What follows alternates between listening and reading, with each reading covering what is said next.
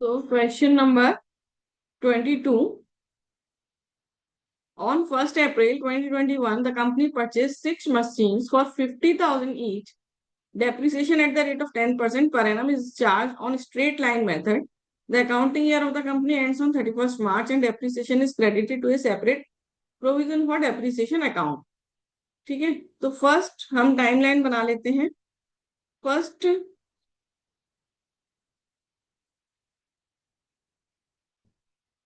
1 April 2021 में आपने machine खरीदी है, 6 मशीन 50,000 ईच. फिर ऑन 1 अक्टूबर 2023, तो इसका ईयर एंड होगा 31 मार्च 2022, फिर 31 मार्च 2023, फिर 31 मार्च 2024, और हमें बनाना है 2025 तक का. 31 मार्च 2025. तो 1 अक्टूबर को एक मशीन 2023 में सेल हुई है, फर्स्ट मशीन, और 1 अप्रैल 2024 को सेकंड मशीन सेल हुई है यहाँ पर. ठीक है, 2 मशीन सेल हुई. तो फर्स्ट ईयर सेकंड ईयर में तो बैलेंस का कुछ नहीं करना है. ठीक है, तो हमने 1 April 2021 to bank account 50,000 into 6, 3 lakh, 3 lakh rupees की आपने मशीन बाई की. फिर 2022 March 31 by balance carried down 3 lakh.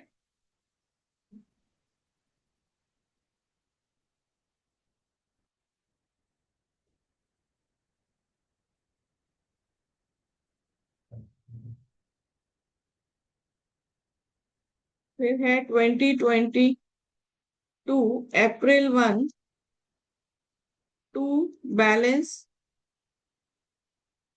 Brought down 3 lakh. और इस साल कुछ भी नहीं हुआ, so 2023 March 31 by balance CD 3 lakh. Year close.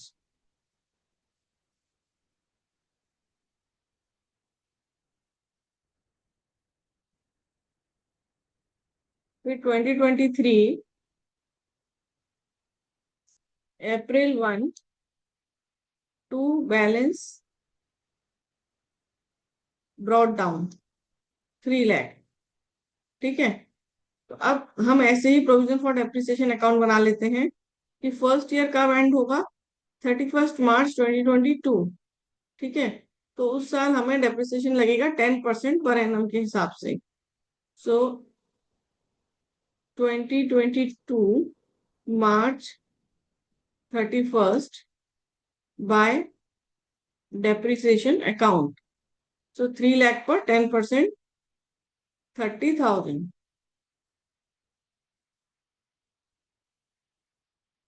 2022 to balance CD 30,000.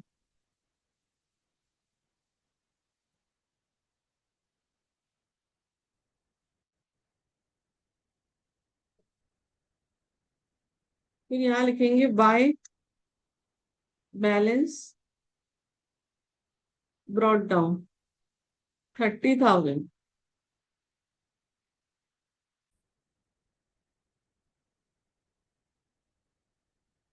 तो ये देखो,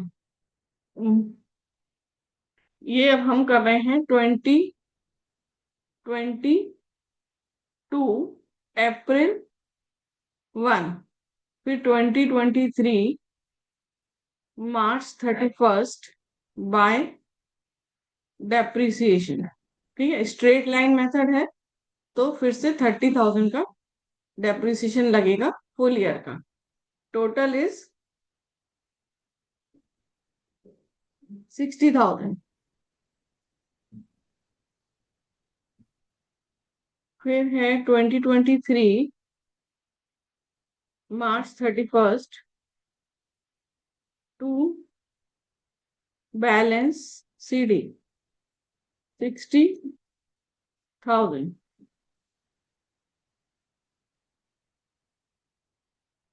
फिर आया 2023 April 1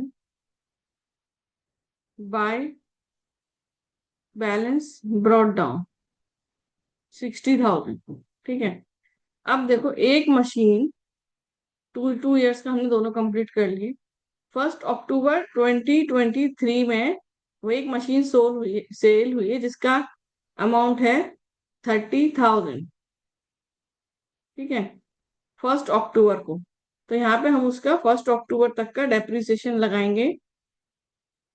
October 1 बाय डेप्रिसिएशन। अब हम केवल एक ही मशीन का लगाएंगे। तो एक मशीन थी हमारी 50,000 की, 50,000 पर 10%, तो 5,000। और इससे फर्स्ट मशीन से रिलेटेड जितना भी डेप्रिसिएशन होगा वो हम मशीन अकाउंट में ट्रांसफर कर देंगे। ठीक है, तो फर्स्ट ईयर में 5,000 का डेप्रिसिएशन लगा होगा, ये 1/2 भी होगा, सो 2,500।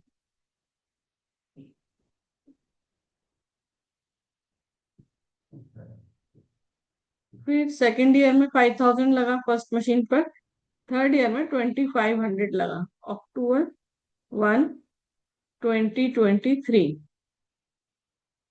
12,500।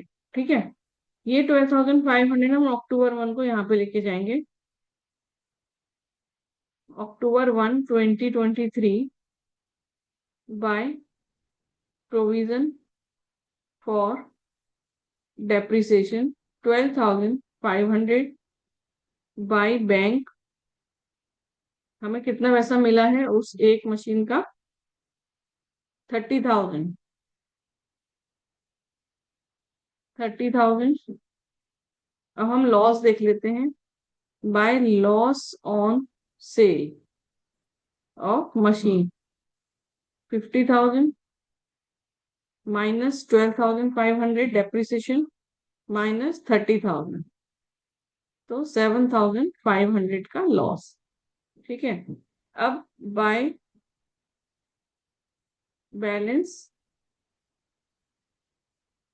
CD, तो हमारा मशीन बचा 2,50,000 का 2024 मार्च 31st।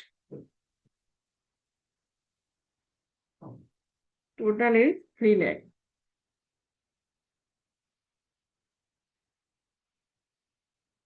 ठीक है, इसको भी कंप्लीट कर लेते हैं। टू नहीं, पहले सबसे पहले 2024 मार्च 31st बाय डेप्रिसिएशन, तो जो रेस्ट ऑफ द मशीन है उन पर डेप्रिसिएशन लगेगा 2,50,000। जो 5 मशीन है उस पर 10%, 25,000। सो 60,000 प्लस 2,500 प्लस 25,000 87,500 माइनस 12,500 75,000 बैलेंस।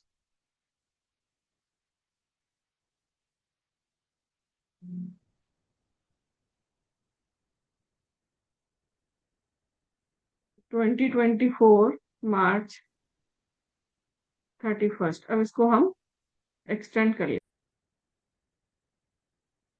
तो 2024 April 1 by balance brought down 75,000। ठीक है, और उसमें भी हम कर लेते हैं 2024 April 1 to balance brought down 2,50,000। अब देखो लास्ट ईयर में क्या हुआ है, एक मशीन सेल की है 1 अप्रैल 2024, सेकेंड मशीन वाज सोल्ड 24,000। तो 1 अप्रैल 2024 को जो भी मशीन का डेप्रिसिएशन है वो हम मशीन अकाउंट में ट्रांसफर कर देंगे, सेकंड मशीन का। So machine account,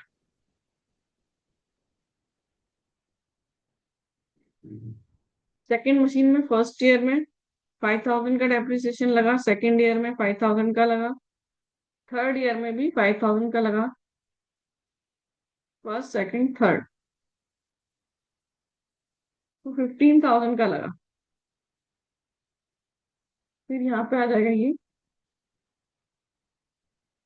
2024 April 1 by provision for depreciation 15,000, फिर बाय बैंक 24,000। अभी लॉस कितना होगा देखो, वह मशीन थी 50,000 की, 50,000 माइनस 24,000 माइनस 15,000, 11,000, 11,000 का एक और लॉस है सेकंड मशीन पर।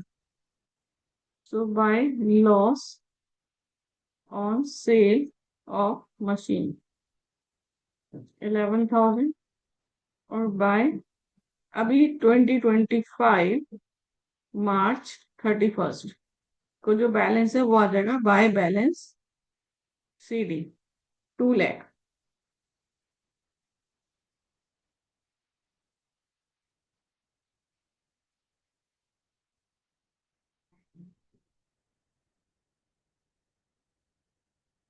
ऐसे इसका डेप्रिसिएशन निकालेंगे 2025 March 31 बाय डेप्रिसिएशन